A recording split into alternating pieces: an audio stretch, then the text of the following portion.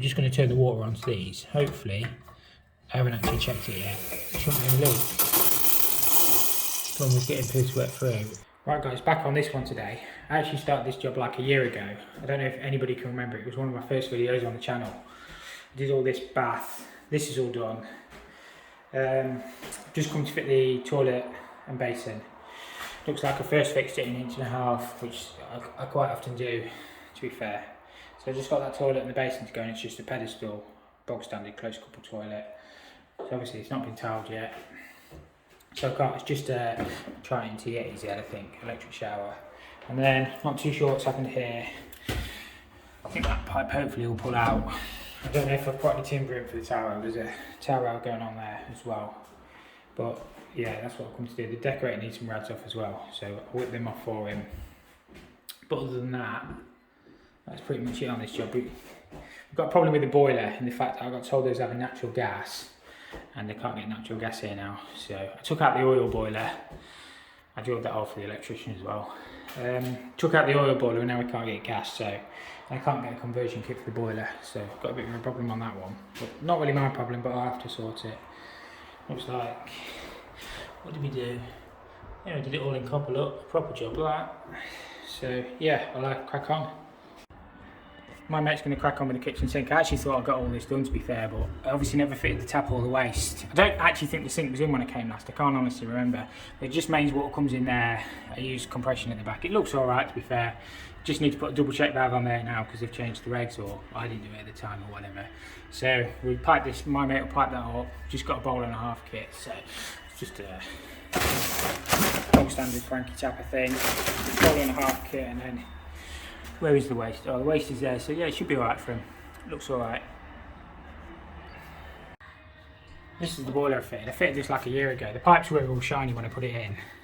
I think I did film it, to be fair, so just got the Worcester magnetic filter, got the fill loop and everything. It's a Worcester 2000. I don't even think you can get this boiler anymore. But obviously we've got no gas, so I was hoping just to get an LPG conversion kit. It's not on the soldering there, look, shocking. So yeah, it's just the Worcester 2000, but I need to get some gas. But yeah, it's alright for what it is. There used to be an oil boiler under here, just ran the condenser over there, but you can only do your best with the pipework light. It is what it is. So yeah, hopefully we'll get a conversion kit in the next few weeks and we'll get the heating and that fired up for him. Kind of want to get this job off the books now. I put a combi boiler in. Obviously I left these pipes because I didn't want to disturb all the boxing, but they want this boxing off now. So we just have to cut these pipes off. A bit of scrap for me anyway, and the decorator just have to make good. Obviously when you do the job, you do as less damage as possible, but obviously that's what they want, so we'll get them out, not a problem. And we're just taking these rads off because it's all wood chip. Originally it was just down to be decorated, but they want the wood chip off now as well. So we'll whip these rads off. I did go around and put all new TRVs on, so we just take these off for the decorator. Right, I've got to try and cap these pipes off. Or not cap them off, cut them off because they want this boxing gone. But obviously me being the rough bugger that I am, I obviously kept it there because it's all on a bend. That would have been the old vent and I put a combi in. So I'm going to try and sweat it off on that T. And then, I don't know, get it back onto there somehow. But yeah, what you think is going to be an easy job, just take some pipes out. Makes it hard work because it is what it is. We'll sort that. Or my mate will. He's volunteering. Always put your taps and your waste and your stuff in first, and then you can just drop your basin on top of your pad and mark the fixings. I always use the fishy ones through here, just so you can like bolts it on nice and solid then. But try and get it all of this work done first because you'll struggle to do it after.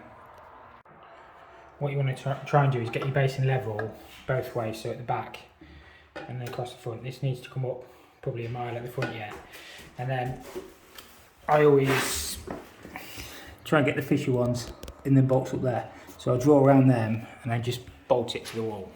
But so you can see it's leaning quite a bit yet. I think the floor's not helping, but some of these basins are poorly casted, to be honest with you. But you need to get it a bit better than that. I'm going to use these Fisher bolts, so I've marked where they need to be on the wall.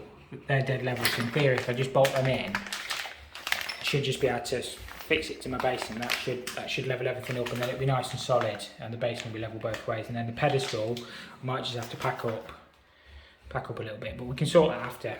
That's not an issue. It's the important bit is getting the basin dead level, and then if I have to run a bit of cork around the bottom, or the flooring, I'll cover it anyway. But if I have to run a little bit of a silicone around the bottom, it's just the floors out. So you got to do what you got to do.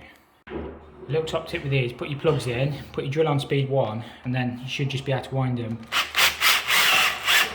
straight in. I'll probably move the pedestal, otherwise I'll smash that. Knowing me, just move that out of the way. So yeah, you should just be able to wind that straight in. Right, they're solid in the wall. They're level as well, so we should just be able to drop it back on the pedestal and then bolt them 2 plastic nuts straight on from underneath. It's going to be a little bit tricky to film, but it should be okay. Right, I've only got one side bolted up. It's obviously a little bit tricky to film, but it is bolted up on there. I've not obviously put the ped on yet. You can lift that up if you want. Sometimes you're lucky, you get your ped in and you can pipe it all up without your ped in place, but you can lift that up, get your ped underneath then. So it just makes life a little bit easier. But yeah, it's definitely won't drop off the wall, and obviously it'll be dead level. So yeah, it just makes life a little bit easier. Before you fully tighten that side up, just lift your basin up, just so you can get your ped under, because you probably won't be able to get it under after. Sometimes you can, sometimes you can't, but at least you know your basin will be dead level and solid. Right, so I've got the ped underneath. It will position better than that. They're not the best fitting anyway, but we can just nip the fixings up now, just so to get that dead level. That's perfect then, solid, and we know it's going to be perfect because the basin in theory is freestanding. Right, so I've levelled it up the best I can. Sometimes it depends where you put your level on these basins, so it's not 1,000 miles off there, but again it's leaning slightly the other way up there, so the basin's obviously slightly twisted, but you can only do your best. It is solid, so that's the most important thing, but I think that's close enough. The other good thing about doing it this way is you can slide that ped forward and you can get to your trap and everything, so if it ever leaks it's nice and easy to get your waste out, so you ain't got to struggle behind. So get to that nice and easy. We'll probably just use, I don't know, an M&F and a reducer or something. We'll just hard pipe these up from here, so these will come straight up, and then we'll use some tap connectors straight onto the taps. I know it might sound obvious, but don't solder your tap connectors onto your taps in position, because you will bust the basin. The heat will just transfer and bust, so always solder them out of position. So obviously I just need to tighten it onto my service valve. That'll go straight up, we'll bend past there, and then I always use my jaw dropper to tighten them at the top. It's quite a good tool. So yeah, we've just got the hot to do, and then we can do the waste and then push the basin back, and that's job done on that. These jaw droppers do fit 15mm nuts as well, so I know I could do that with a normal span, but it's dead easy. Just give that a nip up. Probably have to hold against myself, but you get the idea. I thought I've got a leak, but it's just chucking it down. I don't know if the camera picks up, but it's absolutely pouring it. Beautiful. Right, so the copper pipes are nicely tucked in behind the pedestal, but you can still get to the ISO valves if you need to. Let's spin the camera around here. So the valves are there if you need to get to them. So I just need to connect the waste in, which should be easy enough. You will see some of the waste pipe, but it is what it is. And yeah, it should look okay. So the waste, I'll probably get a pipe collar out of the van when it stopped raining, but I'm just going to use probably an M&F into there and then straight down. You're not really going to hide it, it just is what it is. It'll look okay, I think. I've just put a reducer in there, I've got to glue that up yet. So just a solvent reducer. I often run my waste 1.5 inches because it doesn't hurt to oversize them. So that's the waste all connected in. There's not too much more you can really do with that. I will get a pipe collar, we'll just paint that pipe white. When my mate gets the water back on, we will turn the ISO valves on and we'll give it a test. I just need to do the plug and chain. But yeah, looks okay. Right, I'm just fitting this pan. I've just cut my soil pipe down to the required length from the distance from the wall. This pan connector should push straight in. It should just be a simple case of piping it up, screwing it down, screwing the system to the wall. I mean, they're dead easy really, these close couple pans. Shouldn't be any problems. sometimes you have to put a little bit of grease on these pans, but on the pan connectors, but sometimes they'll just push straight in. Obviously, if you've got your first fix right, your pan will be dead set for the height of your drain. If not, you can get offset pan connectors and stuff, obviously, to get you in, but this one seems okay. It's got to go back a little bit further yet. Obviously, I've still got a gap there, but it should be fine. Just be slightly cautious with the ball valves that you fit in. Obviously, this one's not got an adjustable stem, so it is compliant. But they are starting to pick up on the fact that you shouldn't really be fitting the ones with the slide up and down, because the seals have been failing and the blue chemical blocks have been getting back into the water main. So it is something they are starting to. I think they've kind of been not really supposed to have been fit for a while, but it's something they are starting to pick up on now. So just be careful. You either need one of the new AG air gap ones. I think Fluidmaster do one. It's called the AG. I can't remember what it is. But yeah, just be careful. It might be something you do start to get picked up on. To be fair with this ball valve as well, there's no chance it can really even get back into the main, because it would probably overflow the cistern. Even if the overflow inside were to get blocked up, it should overflow to the pan first, obviously. It would probably spill over the edge of the cistern because it's so high up. Obviously you can't adjust it, it is what it is, but it is compliant, which is the main thing. Just carefully place your cistern on top of your pan, and then carefully tighten up your wing nuts.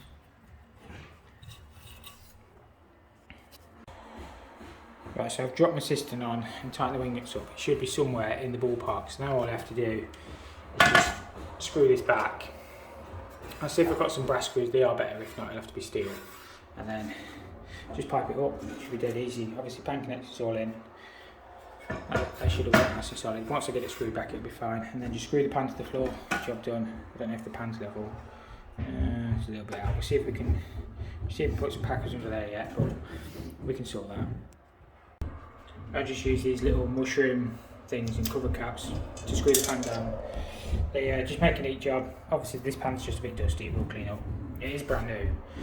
I use those spaces at the top just to get the cistern really solid. That's how I always do mine. I've piped it all up, it doesn't look too bad. I'm pleased I actually bought it on the right, so when you walk in the door you don't see it too much. So I think it'll be fine. It's slight miscalculation with the setting out, but it is what it is. I think it looks fine. Right, we're just going to turn the water onto these. Hopefully, I haven't actually checked it yet.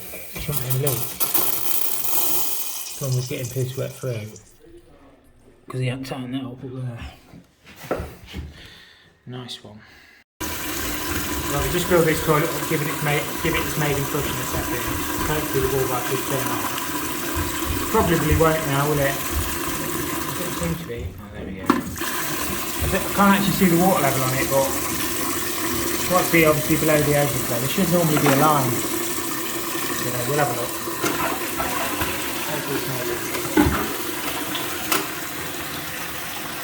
There's no timber in from a towel rail, so what I'm going to do, I'm going to use these grippets at the top. So you just drill an 18mm hole and they just act like a plasterboard fixing, and then at the bottom I should be able to cut it out and then put some fixings because it's behind the bath. So I'll see if I can get a good fix in. You can only do your best. I wish I'd been here, I would have put timbers in, but obviously it's all been boarded and I wasn't here. What can you do? So I'll drill two 18mm holes. So you just gently